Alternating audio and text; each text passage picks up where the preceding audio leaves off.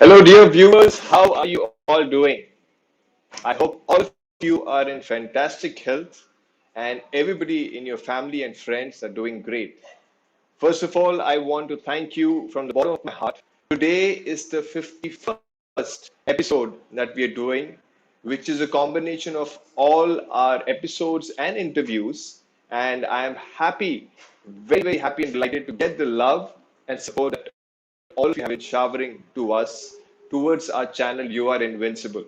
It's been a beautiful journey, and we are looking forward to some fantastic time again in the coming future. And today, we are honored to have a privileged guest with us. She is from US of A. I'd like to share a few kind words for her. She is none other than Joanne Dimaggio, MA CHT, has been actively involved with Edgar Cayce's Association for Research and Enlightenment, which is also known as ARE, since the 1987 and has been the coordinator for ARE Charlottesville since August 2008. She earned a master's in transpersonal studies degree and her spiritual mentor certification through Atlantic University. Joanne has given talks on the subject of past life and life between lives exploration and soul writing to audiences across the country and globally. In addition, she has been the guest on nearly 100 radio programs and podcasts, reaching a global audience. She has had several articles published in Venture Inward magazine and professionally pursuing past life research and therapy for over 30 years, and once headed her own past life research center, where she interacted with some of the country's leading past life professionals. She has also authored 6 books and conducts private sessions via Zoom. So, without further ado, I'd like to invite Joanne with us on our channel. You are invincible. Hello. Hello, Joanne. Namaste from India. Wonderful to be here with you. Thank you. It's an honor for us to have you on a channel. You are invincible.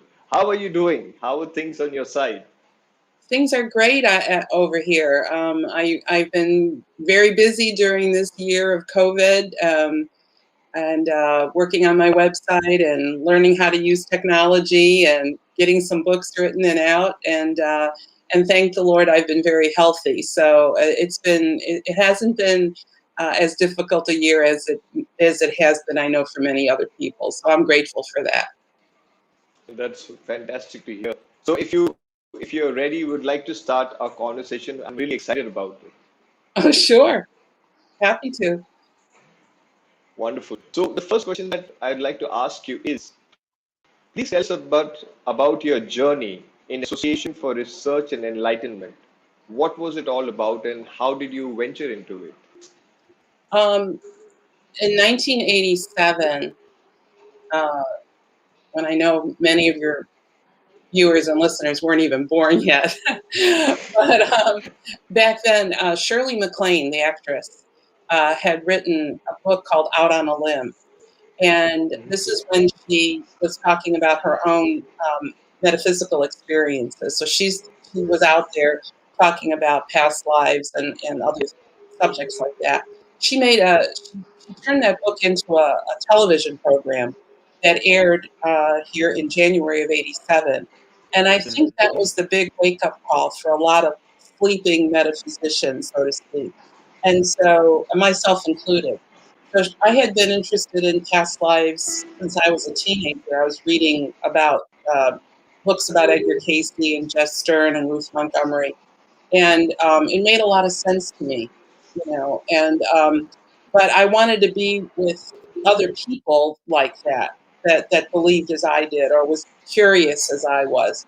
And so I looked around to find, is there an organization I can, be a part of? And I found Edgar Cayce's Association for Research and Enlightenment, and I became a member that year. So ever since Mhm. then, I have been actively involved. At that time, I was living in Chicago, and I helped start the Heartland region for the ARE in the Chicago area.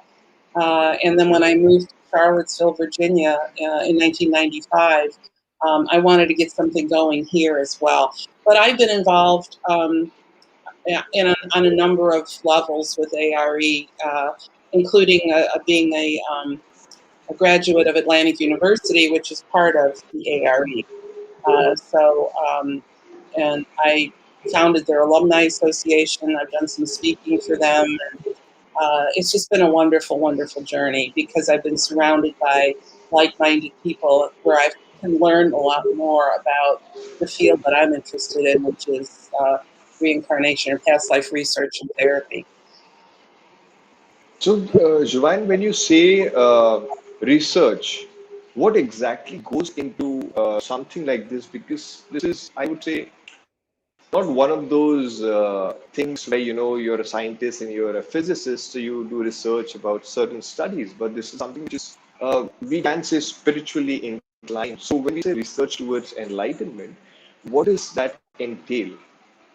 Well, for I me, was curious to know. sure, sure. For me, it involves having a question about some aspect of reincarnation and then putting together a research project in which I would bring people in that would volunteer, and we would do a regression that would focus in on that aspect. For instance, I did one on physical karma. So if people with chronic conditions came in, and we wanted to see if that condition originated in a prior lifetime. I've done research projects on what happens in the afterlife, while you're planning this lifetime. So I do my own research in terms of the regressions information that I get working with individual clients. And then I also have an extensive library on what authors and therapists and other people in the leading edge of this field have written about it. So, and then I go to the Casey readings as well. And then I sort of just put it all together and present my findings in the books that I write. Wonderful. And yes, you've written 6 books. How did that come along? And they're all related to spirituality, enlightenment, All or but it's one of something them. different? Yeah, all but one of them. The first book I wrote was actually I wrote it about Charlottesville, the town that I live in, and it was for the it's a coffee table book about Charlottesville. So there's nothing esoteric in there whatsoever. My first esoteric book was on soul writing, which was the thesis for my master's degree. So Mm, mm. and then I did a sequel to that called Your Soul Remembers, in which I show how you can use soul writing for getting past life information. And then Mm, I did the book on the chronic, karma can be a real pain, which is the chronic um, conditions origin, and one on the afterlife. And now my new book is about Edgar Casey and T.J. Davis, who Casey said was the reincarnation of both Thomas Jefferson and Alexander the Great. So that's my first biography. wow, that sounds very interesting. It is. I think it is. I found the whole thing. It took me 8 years to write that one because there was so much Wow, information in the wow. Edgar Casey Foundation archives, and I was going back and forth to do that research. And then he's still alive. T.J. Davis is still alive. He actually lives here in Charlottesville, and so I was able to interview him. We became friends, and uh, it's not so much about him being Thomas Jefferson, but more about his. He grew up in the Casey household. When he was taken to Edgar Casey when he was 2 days old, and Casey did a reading on him then. So he was part of Casey's life for the first 8.5 years of TJ's life, and then Mr. Casey passed. But what's interesting about that story is that Edgar Casey predicted for this little baby that he could do for the world what Thomas Jefferson did for the United States, and Mm, that never mm, happened. And so the book is about why didn't it happen, and what's the role of free will in the outcome of our lives. So there's quite a few layers in that book that intertwine with the theme of reincarnation. Wow. It's also quite deep from the sound of it, going to the intricate details of how one questions about regression or one questions about past life, or many of your clients have asked you, why am I here during this time? Yeah, So it may be giving a lot of answers towards that. yeah. I mean, it's the scope of past life work is really enormous, and its potential for healing is truly great. People come most of the time. They're coming to me when they're asking, "I don't know why I'm here. What's my purpose? Why am I even on the earth right now?" Others come because they're having issues that they can't get answers to through traditional means. So they may be going to a psychotherapist or a psychiatrist, or they may go to their minister or whoever they go to for guidance, and they're not getting any answers. And they're wondering why. What is this? And we're looking: is this a pattern? Is this something that they brought in with them from another life because they didn't finish it in the previous life and they're working on it now? So, and if it's an illness, if it's a chronic illness, did it start in another lifetime and they're working on it now? When I did that research project, about 30% of the people in that project had a spontaneous healing. Once they knew what the source was of what they were dealing with, it went away. About 30% of them. Wow. So it's very, like I said, its potential for healing is very, very powerful, and for transformation too. Changing your perspective about life is also a big benefit of past life work. Yeah. So it's just got a lot of, and usually only one. You only need one session. You don't have to come over and over and over again like you would with traditional therapy, because you go right to the Right, source, the origin. right, right. So I would like to ask you, Joanne, what does ARE exactly deal in, and what are the collective findings in this research? Well, Edgar Casey, for those who are listening who don't know who he is, he's been called the sleeping prophet, and also the father of holistic medicine. He's probably the most documented psychic of the 20th century. He lived from 1877 to 1945, so he's been gone quite a while. For more than 40 years of his adult life, he gave readings. He gave over 14,000 readings. 12,000 of Wow. those were health readings. So these were people coming to him because they had health issues that the traditional medicine was not able to resolve for them. So he would go into a trance. He would give them a remedy, and then they would miraculously get better. And those remedies, those 12,000 readings, have been so documented. There's so much literature out there. But he was way ahead of his time. We're only now catching up to him. So a lot of what he said is still applicable today, but medicine is only starting to look at alternative therapies. Um, the other 2,000 readings were life readings. These were readings that he did on people. That's where he told them about a past life.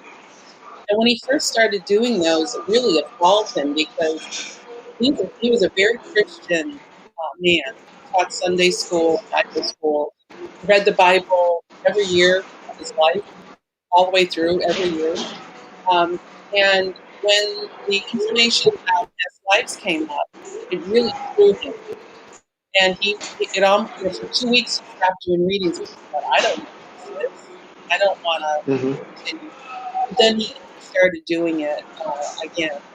So the ARE was founded in 1931, and it really focuses in on giving people the resources to explore things like meditation and dream interpretation and holistic health and intuition. Ancient mysteries are big on that. Philosophical concepts like karma, reincarnation, the meaning of life. And they do that in a number of ways. So their headquarters is in Virginia Beach, Virginia, but they have area teams spread out all over the world.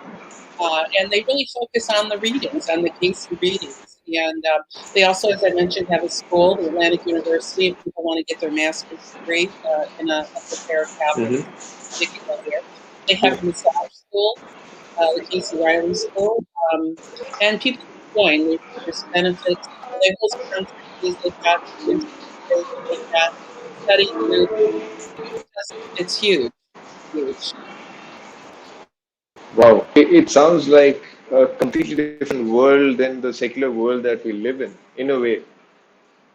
It is. It is. That's why that's interesting because in my latest book about Edgar Casey and T.J. Davis, can you imagine if you're 2 days old and then you're the first 8.5 years of your life you're raised in a place where you've seen things that ordinary kids don't see. You see fairies in the garden. You see somebody being levitated. They talk about reincarnation all the time. I mean, it's like a normal thing to talk about. There are souls there who had been alive during Jesus's time, and they all know each other's past lives, and it was a really enchanting uh, childhood for him. And Mr. Casey took a real interest in this baby, and as he grew up, they used to go out on the pier and go fishing, and Mr. Casey would teach him things like reading auras. He'd say, look at that tree and tell me if you see any colors around it. And he taught him about reincarnation. He taught him the creation story. He taught him it was just incomparable. But this little boy didn't realize that other children weren't getting that kind of an education. So after Mr. Casey died, he was like, TJ was just like totally lost. He said, I didn't know what to do with myself. So that's what the book is about his long journey and the things he saw and the people he interacted with. It's just absolutely, yeah. And there are very few people left alive now that are actual recipients of a reading from Casey. Most people have passed on because Casey's been gone now since 45. TJ is Right. 84 years old now, and uh, he's a treasure to me because not only did he get readings from Mr. Casey, but he lived with him and he saw things that nobody else saw. So it was a frustrating experience to write that book, but it was also very, very fulfilling for me to tell his story. Very enlightening in a way for you itself. Yes, it was. It was. Yeah, yeah. Right. Right. So now let's talk a bit about past life. Is there any connection between karma and past life? And are they interconnected? A lot of viewers have these questions and doubts, and many around the globe also. They always have this conflict happening. Um, Karma is the law of cause and effect. It's like what you sow, so shall you reap. Every thought, word, and deed that you have when you're in a physical body gets recorded and it gets put into what they call the Akashic records, which is like Akashic records. yeah, which is like the universe's supercomputer. So everything is there, or you could think of it as a library in the sky. I mean, that's how I think of it. I think Mr. Casey kind of described it that way as well. Um, Everything that you do has a consequence, positive or negative. Hmm. You may look at it as positive or negative, but that's not the way the universe looks at it. Um, so whatever you do in a lifetime, if it's something that you don't finish, so if somebody does something to you or you do something to somebody else, or you have an illness or a trauma, or on the flip side, maybe you acquired skills and talents and abilities, that all gets carried over one lifetime to the other. Now you don't because you've had so many past lives, you're not working on karmic issues from all of those lives. So when you come into the current life, right before you become who you are today, you decide, I'm going to work on this issue. Say that it's a relationship issue. You've got a pattern of not doing well with relationships. And you say to yourself, well, I'm going to come in and I'm going to work on that. So then you work on that issue. If you're able to resolve it, finish it up, heal it, you don't have to deal with it anymore. It goes into like your karmic bank account. So, so it's important then to identify what those karmic issues are, and figure out what it is that you're dealing with. You might be dealing with abandonment. You might be dealing with, maybe you had an attitude about people that were obese, and you made fun of people that were obese. Well, in this life, you're going to probably be dealing with weight issues. It balances itself out. Mm. Uh, so, so it's important to identify uh, those issues that you haven't quite finished. It's like going to school and you're with a guidance counselor, and the guidance counselor is saying, looking at your report cards. Well, that's what we do here. And then they'll say, "Oh, you didn't do too well in this class. You failed that class. You're going to have to take it over again." They design a curriculum for you in this life to deal with those issues, and you're usually only dealing with, you know, three or four. You're not dealing with a lot of them because you wouldn't be able to. The idea is to pass that class so that you can move on. Your soul can move on. Okay, so because you're going to have a lot of these issues, so that's the next one. It's dealing with, you know, something that happened in a past life, created the karma that you're dealing with today. It's actually pretty simple thinking. Joanne, yes, it's quite simple, but when does a person realize that he or she has a certain residue which was there in the past life and he needs to maybe, clear it out in this life? So that would happen anytime during the living period of this soul, It depends. or that is also, or it depends on the free will, It or depends on, whenever the consciousness. exactly. It depends on how aware they are. You can go through an entire lifetime and never think about it.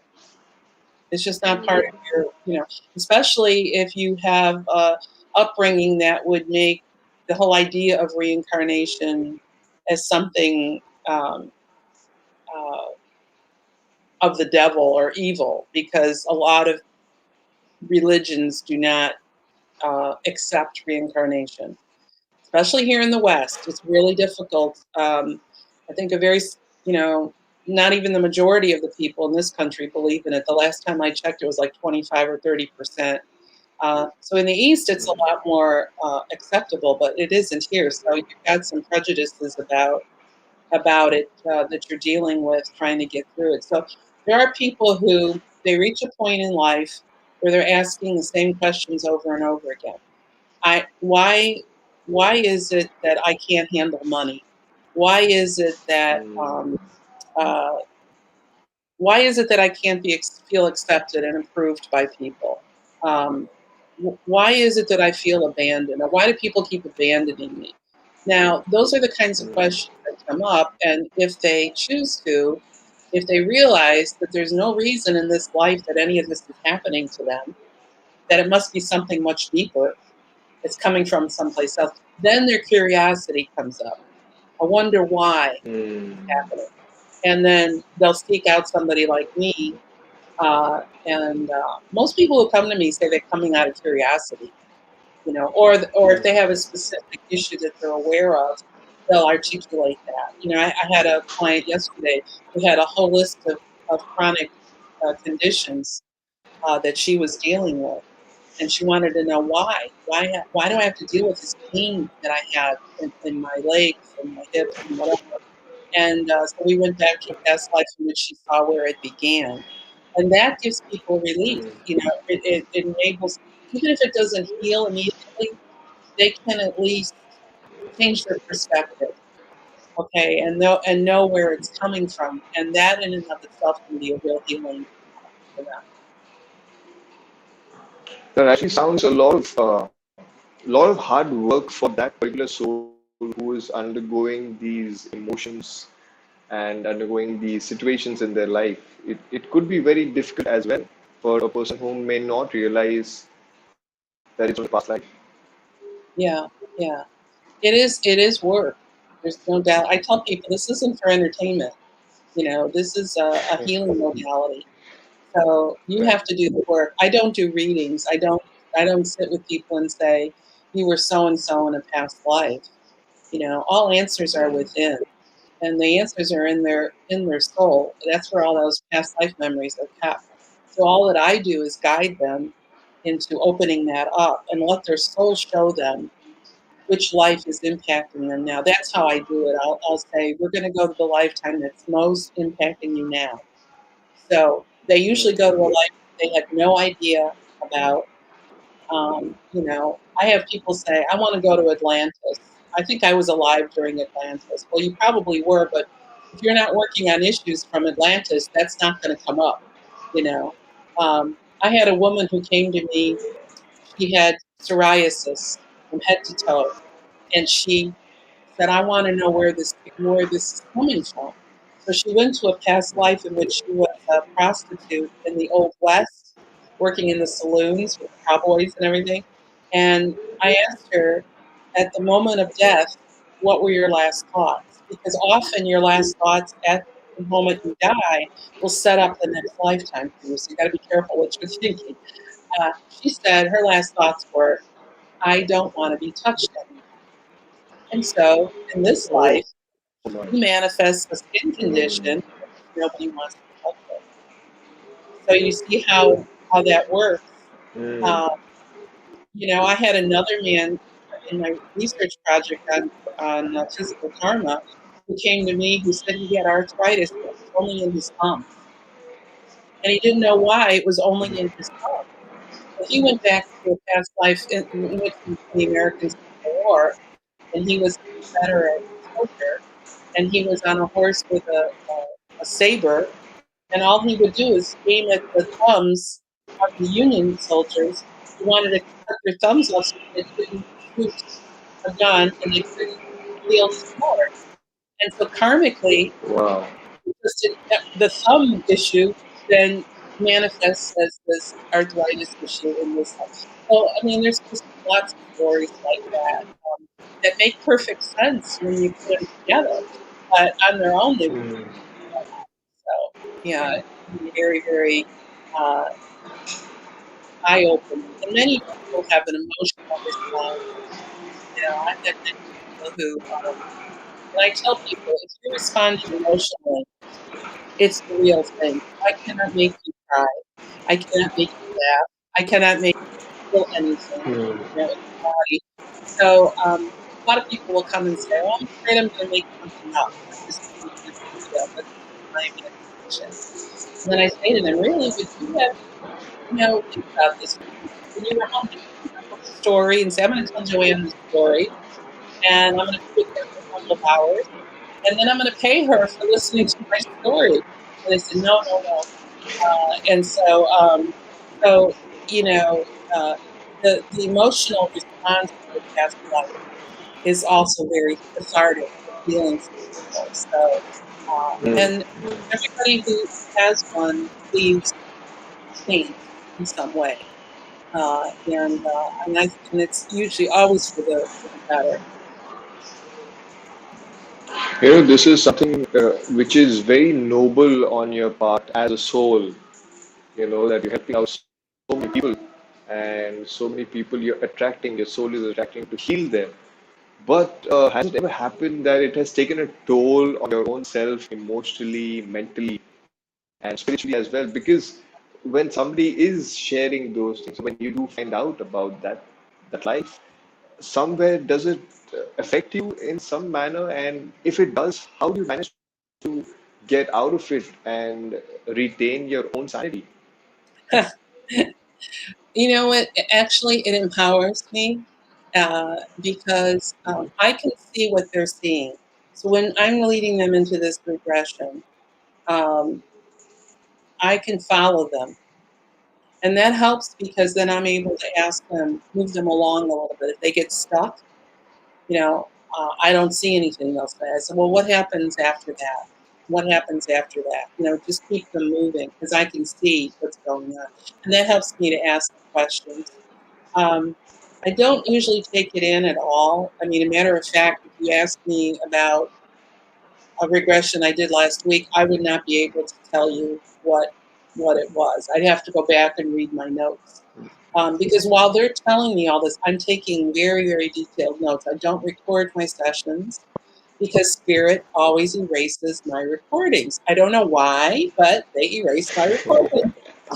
So I've given up. So I'm old school. I can take shorthand. So I'm writing as they're talking. So that gives me a little bit distance. And also, if they get into an emotional state, I need to be clear so that I can help them get out of that and get through that, and just keep reminding them that they're, you know, that was then and this is now, and you're just watching it like you're watching a movie, basically. So, Mm, in terms, I don't obviously the lifetime that has impacted me has been my own past life work on myself. That has caused all mm, kinds of issues within me as I work through them. And I think that's an important element of choosing a past life therapist, because I think you should, when you're going to work with somebody, I think you should really look into what their credentials are and whether they have done mm, any of this work on their own souls. Because I can put myself into their situation and understand how they're feeling. Because sometimes it's extremely emotional. If they remember losing a child, that is mm, especially difficult.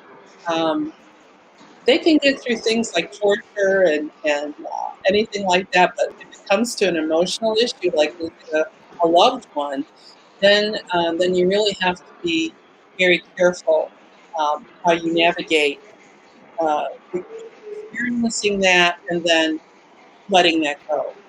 So we often do some healing work at the end of the regression, forgiveness work, so that they can let that go and put it behind them and move on. mm. All right. I'm glad to know that you're able to, take care of that aspect because I've heard or I've read a lot many times the therapists themselves have to go through a lot of difficulties if they kind of get connected to that uh, life. And I'm glad that it does not happen to you. And the only thing Yeah, which you have gone through is your own regression, which is good yeah, because then you know what all you need to work on in this life so that your next life is going to be much more magnanimous and much more beautiful than it already is at the yeah. moment. Well, I have a feeling I've been doing this for many, many lifetimes. So, uh, you know, um, and Sure. working with people that want to be healers. I get a lot of people come to me who say, "I have a feeling I'm a healer, but I don't. But I'm blocked. I don't know why I can't do it." And then, of course, they find out that they Mm. were persecuted in a previous life, or maybe they were thought of as being a witch or something like that. And so now that fear comes up. So I know that fear, and I'm happy to. I'm able to walk them through it, and then, like I had said earlier, I'm very humbled when they say that what the work we've done together has changed their lives. I mean, that's priceless to me. You just cannot imagine. There are times when I get discouraged. I say, "Why am I doing this?" Especially since my family doesn't really get it. They don't know what I'm doing. Uh, so then I say to myself, "Well, okay, why have I chosen to do something that's so uh, doesn't fit into mainstream?" I don't discuss this with my mainstream friends. I only discuss this with my like-minded friends, and so. But that sense of being able to help people, and it's amazing to me how uplifting that is, and how satisfying that is, and I'm hoping that that I'll have made a difference in people's lives. Oh, surely. I can assure you that you already have done that to many lives. And what beautifully you share, the sense of empowerment, the sense of fulfillment that you feel when you're able to change somebody's life, that is something which is phenomenal. Because in Yeah, today's day and age, to be able to do that as a person in yes, itself is amazing it and is. humbling, you know, and you're doing a great work. I mean, I'm thankful that I've had this opportunity to speak to you because I understand where you come from and I understand the need to be able to make somebody realize that they have the potential, they have the power in their own life. and they can become better and better if they can handle the certain issues that we all of us have from our various lifetimes. So you're Yes. doing fantastic, Joanne. Oh, thank you. Thank you very much. Yes. Let's go on to our next. You mentioned about soul writing. So Yes. what is the concept of soul writing? Um, Soul writing, the best way to describe it to you is that it's a written form of meditation. So if you think of prayer as you talking to God and Mhm, meditation is God talking to you, then soul writing is you mhm, taking notes. So it's the same thing that Mr. Casey talked about. He called it inspirational writing. But when he was talking about inspirational writing, it meant something completely different than it means now. I've been doing it since I was a child, and I didn't even know that I was doing it. So I've got lots of stories about that. But when I decided to work on my thesis, I thought, all right, I'm going to look into this inspirational writing that Mr. Casey talks about because he has a lot of readings that talk about inspirational writing versus automatic writing. Now, a lot of people know the term automatic writing. This isn't yes. automatic writing. But if Mhm, you look on, if you look at, uh, if on Amazon, if you go on Amazon and you type in inspirational writing, those are the kinds of books you want to read. They're all going to be Christian genre books, all of them. If you type in automatic writing, it's going to be all occult books. So I knew that right. Mr. Casey's definition was neither one of those. So I started to do some research, and then I wrote my thesis. And after I did a research project around soul writing, taught people how to do it. So basically, it's writing in an altered state of consciousness. So you go into like you go into a meditation. You Mhm, just relax, surround yourself with whatever you need to, music or whatever. Um, you put the pen down on the paper, say a prayer of protection, surround yourself with white light. I always do that no matter what work I'm doing. If I'm doing a regression or soul writing, I always stop and say a prayer of protection and surround myself with white light. Reason being is that you're opening yourself up, and there might be some lower level energies that might want to get into that opening. So if you surround right. yourself with the white light and you ask for protection, you'll be fine. So you say the prayer, you put the pen down on the paper, and you either do a mantra, a question in your mind that you're asking over and over again, or you can write a question at the top of the paper, or you don't have to do either. You can just ask for a message for your highest and best. Then just allow the message to come from above through your crown chakra, through your soul, out your arm, down your arm, and out your hand and onto the paper. So I have a whole that first book that I wrote on soul writing has step-by-step instructions on how to do it, and it also shows all the ways you can use soul writing. You can use it for, like I had said earlier, you can use it to get past life information because I have done that. You can use it for psychic development. You can use it for asking a question of spirit about something esoteric. Like I asked, what's the difference between universal laws and the Ten Commandments? And I got a 2 week course from spirit through the writing on the difference between the two. So, Wow. so it's really it's a tool. I think of it as a 24/7 phone home card. So you're coming into physical being and you're leaving spirit. And as you're leaving spirit, you know your uh, your guide or source or whatever who's giving you a pep talk before you come into the physical body will say, you're going to get down there and you might run into some problems and you don't know who to ask, but we're here 24 hours a day, 7 days a week, and you can contact spirit anytime you want. And that's what this is. So what I found when I did the first research project on it is that the people engaged in it said that the first time they realized they're not alone. they're not alone here ever. Even if there's no other physical bodies around them, there is help from above, and you can use it for your soul's growth. I mean, if you've got questions about it, and then you can use it for healing. You can learn to use it for doing writing for somebody on behalf of somebody else. So it's a lot like shamanic journeying, and Hmm. you can. I teach that as well. It's like the very last thing in my course that I'll show them how to do that, because you do need to have permission from the other person before you start writing about them. Right. I use it now Right. when I do regressions. I'll ask people if you want. They can choose a past life regression with soul writing.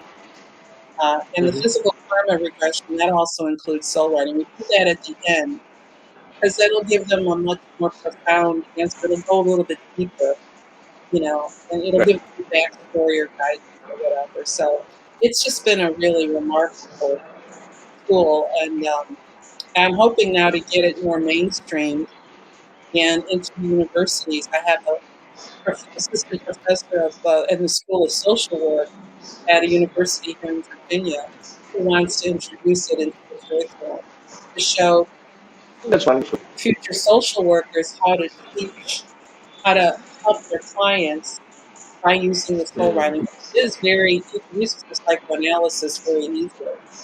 So it has tremendous potential, and starting to focus more on that than ever before. That's wonderful. I mean, if it gets out as a curriculum in universities, it'll be able to help so many lives when it comes in the We'll mainstream. have to A lot more mainstream it people more, become but aware. yeah, yeah, yeah, yeah. It's the bridge, Wonderful. and that's always what I wanted to do. How do you bridge metaphysical philosophies with mainstream thinking, so Hmm. that it's not so scary to people? Uh, and so this would be an ideal bridge. It's a lot easier to do this in a more mainstream audience than it is to do past life work. So Absolutely. And yeah, yeah, as you were sharing earlier, that you discuss only with like-minded people and not your mainstream friends. This will be that bridge which will actually get it out in the mainstream, where everybody will be able to comprehend that, oh, something like this does exist and it is very, very valid. yeah. Well, this professor at DCU at the university I was mentioning, um, she she's contacted me because she said she'd been diagnosed with breast cancer, and that somebody recommended my book, Soul Writing, to her. And she said that was her first spiritual teacher, was through that book. Wow. And it made such a difference, such a profound difference in her life. She really credits it for helping her get through that breast cancer Mm. diagnosis and treatment. And that's what made her realize how the potential for healing that it had, that she wanted then to start to mainstream it into she wanted to teach her students how to do it. So we're looking right Wow. now into um, what we have to go through, what criteria the universities require, and then I'm writing a curriculum for that. So that to me is very, very exciting, because to be honest with you, Spirit has always been pushing me more in the direction of doing the soul writing than it has in doing the past life work. So I've combined the two, but they're kind of, you're Right. supposed to be writing. That's what your ideal that you set for this life is to empower and inspire through the written word. So you're not doing so I'm looking at other ways of expanding the soul writing and focusing a little bit more on that than I have in the past. Yeah, That's marvelous. Really marvelous. Wonderful. thank you. That brings us to the next question. Could you share some light on past life regression therapy, and what memory does it remain etched in your mind about past life regression? Um, well, as far as memories, uh, like I said before, I think it depends on when you come in for a regression. You're going to the Hmm. life that's impacting you now. So you are. One of the questions I ask is, tell me something significant that happened in that past life. something that was so important that it made an imprint on your soul, and you brought it in with you to work on it now. Then they have to go in and they have to relive. They have to experience that again. They have to pull up that memory of what happened to them in that lifetime. And then they tell it to me like a story. So if if they say, well, my name was Sam in a previous life, I say, well, tell me Sam's story. What happened to Sam? They can start from when they were a child, or when they were a teenager, or a young adult, or an older person, and then they simply tell me what happened. Um, some of them, most of them don't talk about their childhood so much. They'll start somewhere in the middle, like when they're in their 30s or 40s or something like that. But it could be anywhere from I've been abandoned by my family. Uh, I had one woman who said uh, she thought she had been born. She thought she died in the Holocaust, and turns out, and in this life, she was having night terrors. She's having nightmares every night. And they were consistent with what you would be dreaming about if you actually had died in the Holocaust. Because she talked about being hungry, being cold, having no clothes, being, being abused, sexually abused, physically abused. Um, but actually, she went back to a life earlier than that, and many of those same things were happening to her then. So those memories came up, and she walked through them again. And in doing so, she was able to kind of, come above it, watch it like a movie, and see all the circumstances that led to that, and understand why she was still dealing with it now. And then because of that, we were able to heal that lifetime. So memories are very emotional. When they come up, it's not unusual for me to have clients burst into tears or start to laugh uncontrollably. Sometimes it's not always, one thing I need to tell you is that karma is not always a negative thing if you're perceiving it that way, because a lot of people will display talents, skills, and abilities in this life, but there's no logical reason that they should be able to do those things, right? So you see Right, a little right. child who sits down and starts playing Mozart fluently when he's 3 years old, and you wonder, wow, nobody in the family is musical. Where is this coming from? Well, he's just doing this, and he just brought Right. that memory of being able to play like that, or artistic. Any number of things. People who can work well with their hands, people who have a green thumb, people who can heal others. Those are all based on memories that are implanted in their souls from another lifetime, and they're just able to tap into that and pull it up and so those are past life regression is all about memory from beginning to end. So it's a very valuable aspect of the work. Definitely, definitely. It helps to actually understand why a certain someone is going through certain things very deep. It answers the why question. You go from you Yes. answer why is this happening to me to, oh, I understand, I see, and that's a big jump. That's a big, huge relief to people. And you could see that they're lighter when they leave. And then it keeps going. It doesn't end after the session with me, because once you've opened yourself up, yeah, and I tell people there's something called bleed through, which means that you're going to continue to get messages about that lifetime, either in a dream, or you could be driving your car, or you could be watching a movie, or listening to music, or reading a book. Then all of a sudden, you're going to get a flash, and it's from that lifetime. Because spirit knows you want to know more about it. Now you open the door, and they're going to continue to send you messages. And every message is like it's like putting together a beautiful mosaic, right? You get a piece here, a piece here, a piece there, and then you put it all together, and you've got this beautiful Yeah. piece of art, Like, which is you. yes. Right. Yeah. Right. Wonderful. Wonderful. That brings us to the next question. What inspired you to write the 6 books? What was the inspiration? Well, you know what? This is interesting because I consider myself a reporter for the universe. That's how I see myself. Uh, and so I never wanted to do past life therapy. I just wanted to write. I Mm. wanted to, I knew that miracles were happening between a therapist and the client, but it was only Mhm. happening between the two. Nobody would know about it because of client confidentiality issues. And Conflict, so I yes. thought, well, how am I going to share this with others? And when I started my past life research organization when I was living in Chicago, I had a lot of leading past life therapists, authors, speakers coming in to do programs for me. And I became friends with one in particular, and he said to me, Joanne, you know more about past life work than 95% of the therapists that are out there. Why aren't you doing it? I said, I'm not a Wow. therapist. I'm a writer, you know. And he just kept on me, kept on me, kept on me. And I thought, okay, already, I'll do it. So I got a therapy certification, and then I started doing regression. And what I found then was that, oh, this is a great way for me to do research because I've got a willing group of Mm. people that I can work with and find out what their past lives are about and then write about them.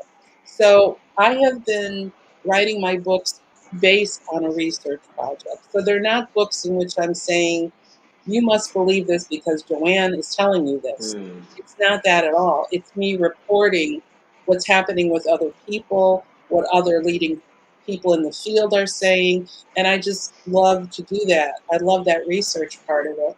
I sandwich it all Mm. together and then I come up with these books. That way, it lends some credibility to what I'm writing because it's Yes. not me pontificating Correct. about it. It's me sharing these stories, and then you figure it out for yourself. If you believe it, fine. If you don't believe it, that's okay, because you don't have to Right. believe in reincarnation for a past life regression to work. That's the beautiful part about it. So my goal is, like I said, I'm a reporter for the universe, and I'm just getting it out there. I'm collecting data and I'm sending it out to everybody, and hopefully people will actually read it, and it may make an impression on them. Definitely, that is already happening, for sure. And that's wonderful way of putting it, reporter of the universe. That's so wonderful. I haven't heard that before. Yeah, I don't know when I came up with that, but that's what I thought. Well, who am I? What am I doing here? I'm asking the same question everybody else is asking, and I thought, I'm a reporter for the universe. This is my assignment. And so, moving to Virginia from Chicago, that was following an assignment. And now I'm like telling the universe, Mm. okay, what's my next assignment? And Next really, assignment. it's about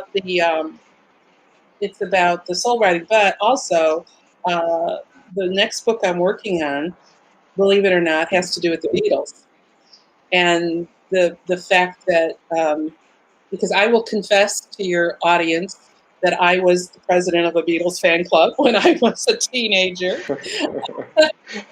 and uh, and so I've kept all the newsletters that I did, and uh, I am focusing in on the time that George Harrison was studying with the Maharishi, and Mhm. the um, the influence of Eastern philosophies on him, and how that then got into their music, and how we as Mm. fans, somebody's written a book from the point of view of a fan. I see. I was curious. I Right. thought I was born and raised Catholic, but I was a Beatles fan from 1964, 1972. Those are the years that I had my Beatles fan club. And I know that we were like little sponges. Everything that the Beatles said or Mm. did, we took it in, took it in, took it in. I'm wondering if they planted a seed of spirituality in my generation Mm. that took maybe Mm. 30 years to blossom. And that's why I'm on the path that I'm on now.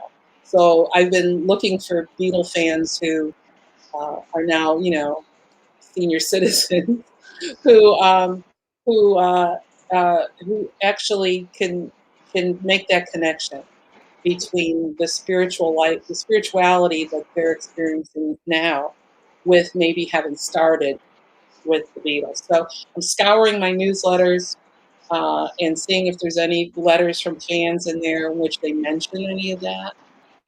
And then I've got like 45 biographies of the Beatles, and kind of going through all of that. And so this is going to be a fun book for me to do. For Uh, sure, for sure. yeah, and I hope that it has. I think that one will be a little bit more mainstream for people as well. So the people that are scared off by, they don't want to read books on reincarnation. Well, maybe they'll read this one. I feel I must have been there at that point of time because I do believe in taking new lives and reincarnations. I'm sure because I am a Beatles fan and I love their music. So I'm sure I must have been in that era as well. And the spirituality seed that you mentioned, I'm definitely Yeah, sure because their music is so soul soothing when you hear the lyrics and even the music. It makes you feel alive, it makes you feel rejuvenated. So, yeah, yes, I'm sure they must have had that thought when they were making that music. yeah, yeah. So that's going to be a labor of love for me, revisiting my Wonderful. past, literally. Wonderful. Yeah, That brings us to the next question. Does one's nature and attitude depend on the past life attributes, or we are on a different journey altogether? I know you have mentioned about, the connection between the past life and this life, yeah. but does the nature that we had in a past life and the attitude, going to that minutest of detail also affect us now? Do we carry forward that as well? Oh, sure. If you say that you're a very biased, prejudiced person, in the past life. Um, I know there was a story of a man who was overseer during uh, had slaves on his plantation here in the United States in the Hmm. 1800s, and in this life he reincarnated as a as a as a African American so that he would experience what that was like, you know. So there's the cause and effect kind of thing. Mm, the balance. Yeah, and it's like, and I mentioned to you about if you were making fun of people in a previous life Yes, obesity. Yes. because of a physical condition, you might then experience that physical condition in this life to balance it out. So Right. attitude is just as important as actually doing something. I mentioned about the Akashic records. That's all Yes. recorded. So even if you're thinking something but you don't act on it, that's still being recorded. So, you Recorded. know, you may play that out in some way in another lifetime because you need to experience what that's like to be at the other end of whatever your attitude might be. So, so fear is a big issue for people because they've been persecuted before and they're worried, they think it's going to happen again. Um, attitude toward a certain group of people. I mean, it all plays itself out. It's all tied together. So attitude and action and thoughts, words, and deeds are powerful. Mr. Casey said, you know, words are powerful things, and they build your reality, and then in Right. this life we're actually working on our next life. So the things that you're working on now are going to be carried over unless you finish them up. So the attitude is a big part of that. So true. So true. Wonderful. It's in a way, if we really align our mind, body, and soul to the highest source, and we understand that whatever we have done, we actually reaping that right now, and Hmm. whatever we are consciously doing right now, we actually building coming few years and even the next Exactly. lifetime. If we are able to understand this and live this way, I feel our entire tribe, the humanity, would be in a different realm, a different perspective altogether, Oh towards a my beautiful, goodness. peaceful, loving life. That's so true because if you believed in reincarnation, you would know that you have been every race, every religion, every ethnic background, every You've been living in every country. You know, you've been. I mean, you've been both male, you've been female. You know, you've been poor, you've been rich, you've been healthy, you've been unhealthy, you've been kind, you've been greedy. I mean, we have done it all. And if you remember that, you could not possibly have any ill will toward any other human being because there, but for the grace of God, Mm, were you, right? You know, you yes. were that person in another life. They were you in another life. They experienced that. So Mm, we are all spiritual beings having a physical experience. That's what being on the earth is all about. But we're still all beautiful. connected to each other. So Yes. yeah, it would be a different world if we understood that and embraced it. Yeah, Yes. And I'm happy that people like you and me and the like-minded people are trying our best to get this thought across and increasing the tribe yeah, of we're the trying. like-minded people. And Right. yes, and that's the best that we can do, and we can only hope that people understand and take it from there and evolve. Yeah, exactly. Well put. Thank you. So that brings us to the last question for this session, and we have had a beautiful conversation today. The last question that I would like to ask you is, how can you connect the two, past life journey and the future of humanity? Um, well, we sort of touched on that already when we talked about Yes. um, remembering who you were and remembering that you've been all people. Really, when you think about where we're going from here, if you Mm, understand that and you can put yourself in the other person's shoes um, and go forward, recognize the divine spirit in the other person, because we're so divided right now, especially in this country. We're yeah. really having problems with that. Um, if you could look at them from that with that divine spark in them and realize that as a soul, we're all the same. We were all created at the same Mm, time. We're all on the same journey. How we get there is what's different. And right. we're all experiencing different aspects of living in a physical body. So I think that Mm, the future of humanity would be well served if we could all get to that same place and that same understanding. And then the way we would treat people would be completely different. And if we changed the way we treated people, what a wonderful world we would have, right? So, mm, mm. that's why this is so powerful. And I just, I would encourage people to look into it for themselves, to what they can learn from it and apply it to their own lives. You know, something which you shared is so simple but so true, and it really connected with me as well when you say, when we look at people and they may be from different strata of society, but we have lived that life and they have lived our life in terms of not the soul, but you know, the same maybe conditions, the mental, the physical, the emotional, the spiritual.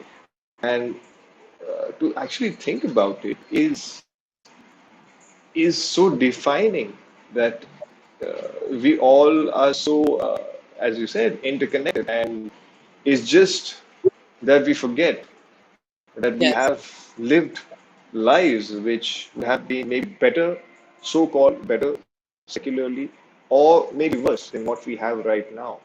yes. But to not take this life for granted. It has a purpose. Every life has a purpose. And I know a lot of people, when they do regressions with me, one of the things they'll say, when I'll say, "What are your last thoughts as your soul leaves your body?" They say, "Well, that was worthless. That was and it isn't Mm, worthless. No life is worthless. You may not see, it's like you're in the forest for the trees, you can't see what's going on, but there is a purpose. Nothing is random, there's no coincidences. Everything is, and it's not that it's predetermined because you have free will. So at any point in free will, time, you yes. can change the trajectory of what's going on around you, but you have an overall plan for what it is you're here to do. And it may have nothing to do with you. It may have something to do with the people around you and how they Mm, respond to you or how they're watching you or how they're interacting with you. what they're learning by being with you. So Mm. it's actually the most beautiful. It makes so much more sense to me than anything else I've ever heard about how the universe operates. So I would encourage people, if you're just even the least bit curious, to look into it and see the difference that it can make in your life. That's beautiful, Joanne. So, viewers, we've had a brilliant interview. It has really enlightened me to a great extent about more things from soul writing and also understanding how past life regression works. So, if you do want to get in touch with Joanne, you can connect on her website, which is given in the ticker. It's www.joannedimaggio.com, and you can connect with her. She'll be more than happy to get back to you. So, Joanne, would you like to share a few words with our viewers before we leave? Well, first of all, I want to thank you so much for this opportunity. This was just absolutely wonderful for me. I always love connecting with people around the world. I would say just remember that we're all one, and that no matter what is thrown at us in life, that there's a purpose and a reason and a higher purpose for everything. And so I would say uh, just manifest the oneness and the love of God to all people, and look into who you were so that you can understand who you are today. They're all connected. It's all connected, and who you're going to be Wow. going forward. So thank you for this That's opportunity. beautiful, Joanne. That's beautiful. Thank you so much for giving us your precious time and being with us and with our viewers. So, viewers, thank you so much for being with us, and it has been a pleasure, Joanne. Hope to keep connected with you and have many more beautiful conversations. And Okay. we'll see you soon. All right. Thank you, and namaste from India. Thank you, Joanne. Bye bye.